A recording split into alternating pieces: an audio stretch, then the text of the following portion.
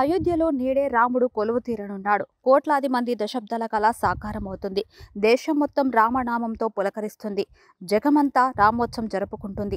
జాతీయ, అంతర్జాతీయ ప్రముఖులు అయోధ్య రామ మందిర ప్రాణ ప్రతిష్ఠ ఉత్సవానికి తరలివస్తున్నారు. ఈ రామాలయం వెనుక ప్రధాని మోదీ 32 నాటి శపథం ఉంది. అయోధ్యలో రామాలయం నిర్మించి తిరిగి అయోధ్యకు వస్తానని ప్రతిజ్ఞ చేశారు. నేడు అదే మోదీ రామాలయం ప్రారంభించారు. అయోధ్య రామాలయం కోట్లాది మంది ఆకాంక్ష. సుదీర్ఘ పోరాటం, న్యాయ వివాదాల తర్వాత అయోధ్యలో రామాలయం ప్రారంభమవుతుంది. సుప్రీం న్యాయ పరిష్కారంతో అయోధ్యలో రామ మందిరం ఈ రోజు ఆరంభం కానుంది. కానీ దీని వెనుక అనేక ఆసక్తికర అంశాలు ఉన్నాయి. ప్రధాని మోదీ అయోధ్య రామాలయ నిర్మాణం ఒక లక్ష్యంగా నిర్ణయించుకున్నారు. 32 ఏళ్ల క్రితమే ప్రధాని మోదీ ఒక శపథం చేశారు. అయోధ్యలో రామాలయం నిర్మించిన తర్వాతనే తిరిగి అయోధ్యకు వస్తానని ప్రతిజ్ఞ బూనారు. ఇప్పుడు అది నిజమైంది. నేడు కోట్లాది మంది ప్రజల సాక్షిగా ప్రధాని మోదీ అయోధ్యలో రామమందిరం ఆవిష్కరిస్తున్నారు. నాడు రామజన్మభూమిలో మోదీ పర్యటన, అక్కడ పరిస్థితులు చేసిన ప్రతిజ్ఞ, నాటి ఫోటోలు ఇప్పుడు వైరల్ అవుతున్నాయి. 32 ఏళ్ల క్రితం నాడు మోదీ కన్యాకుమారి నుండి కాశ్మీర్ వరకు ఏక్తా యాత్ర నిర్వహించారు. రామమందిరం గురించిన సందేశాన్ని దేశం మొత్తం వ్యాప్తి చేయడానికి ఆ యాత్ర నిర్వహించారు. ఆ సమయంలోనే అయోధ్యకు చేరుకున్నారు. రామజన్మభూమి ప్రాంతంలో పర్యటనకు ప్రయత్నించారు. అక్కడ ఉన్న పరిస్థితులపైన స్పందించారు.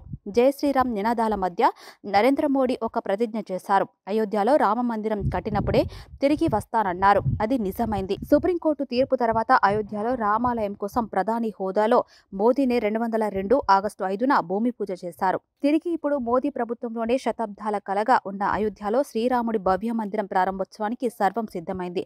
రామ మందిరం ప్రారంభోత్సవానికి ప్రముఖులు అయోధ్యకు చేరుకుంటున్నారు. అందరి చూపు అయోధ్య వైపే అన్నట్లుగా మారింది. అయోధ్యలో బాలరాముడి ప్రాణ ప్రతిష్ఠ వేళ ప్రధాని మోదీ 11 రోజులు దీక్ష నిర్వహించారు. దేశవ్యాప్తంగా ప్రముఖ ఆలయాలను సందర్శించారు. అయోధ్యకు వివిధ రాష్ట్రాల నుంచి విలువైన వస్తువులు అయోధ్యకు చేరుకుంటున్నాయి. ముఖ్యంగా గుజరాత్, ఒడిశా, జమ్మూ కాశ్మీర్ నుంచి దీపాలు, ధూపం బత్తీలు అయోధ్య నగరానికి చేరుకున్నాయి. అయోధ్యలో బాలరాముడి ప్రాణప్రతిష్ఠ కార్యక్రమం కోసం యావత్ దేశం ఆసక్తిని కనబరిచింది. అయోధ్యలో రాముడు ఇక టెంట్లో ఉండడని, తన దివ్యమైన మందిరంలో ఉంటాడని ప్రధానమంత్రి నరేంద్ర మోదీ వ్యాఖ్యానించారు.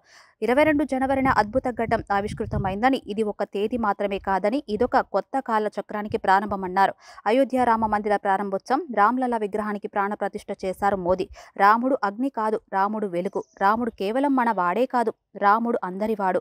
రాముడు వివాదం కాదు, రాముడు సమాధానం. రాముడే నిత్యం, రాముడే అనంతమన్నారు మోదీ. రామ మందిర ప్రాణ ప్రతిష్ఠతో ప్రపంచమంతా కలిసిందని, భారత్తో పాటు అనేక దేశాల్లో ఉత్సవాలు జరిగాయన్నారు.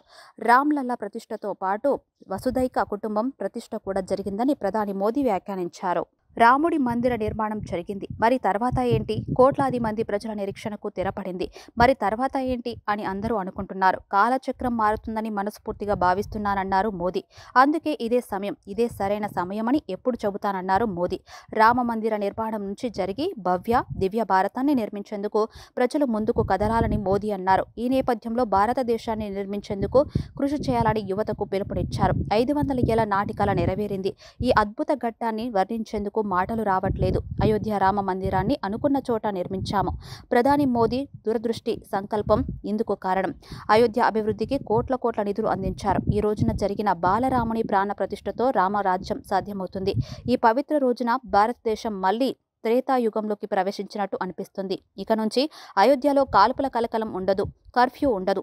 ఇప్పుడు కేవలం దీపోత్సవం, రామోత్సవం మాత్రమే ఉంటాయి. శ్రీరామ నామంతో జరిగే సంకీర్తనలు అయోధ్యలో మారుమోగిపోతాయి.